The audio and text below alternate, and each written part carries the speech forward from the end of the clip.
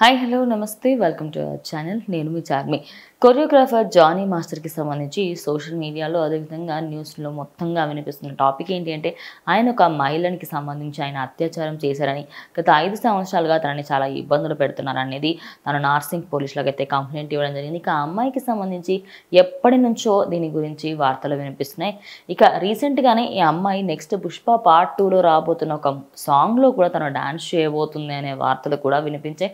దానికి సంబంధించి అటు సుకుమార్ అదేవిధంగా అల్లు అర్జున్ ఇద్దరు కూడా సపోర్ట్ చేస్తున్నారు ఆ అమ్మాయికి అని సోషల్ మీడియా అంతా అదేమంటారు ఒక ట్రెండ్గా మారింది అనుకోవచ్చు. అయితే ఇదే అంశానికి సంబంధించి రీసెంట్గా పుష్ప 2కి సంబంధించిన నిర్మాతనైతే ఒక ప్రీ రిలీజ్ ఈవెంట్లో ఆయన వచ్చినప్పుడు అక్కడ అల్లు అర్జున్ అదేవిధంగా సుకుమార్ ఈ సినిమాలో ఒక పుష్ప పార్ట్ 2లో ఆమెకు ఛాన్స్ ఇవ్వబోతున్నారు డాన్సర్గా అనే వార్తలు వినిపిస్తున్నాయి. ఇందులో ఎంత మాట నిజం ఉంది అంటే ఆయనైతే ఇది నాకైతే పర్సనల్గా తెలియదు, కానీ సుకుమార్ అదేవిధంగా అల్లు అర్జున్ తీసుకునే ఛాన్సెస్ అయితే ఉన్నాయి. ఎందుకంటే ఇంకో 2 సాంగ్లు అయితే పెండింగ్ ఉన్నాయి. అవి అక్టోబర్ 15 తర్వాత షూటింగ్ అయితే కంప్లీట్ చేసేస్తాము. సో అప్పటిలోగా మేబీ ఛాన్స్ ఉండొచ్చు ఈ సినిమాకి సంబంధించి తనను అందులో తీసుకునే ఛాన్స్ కూడా ఉంది.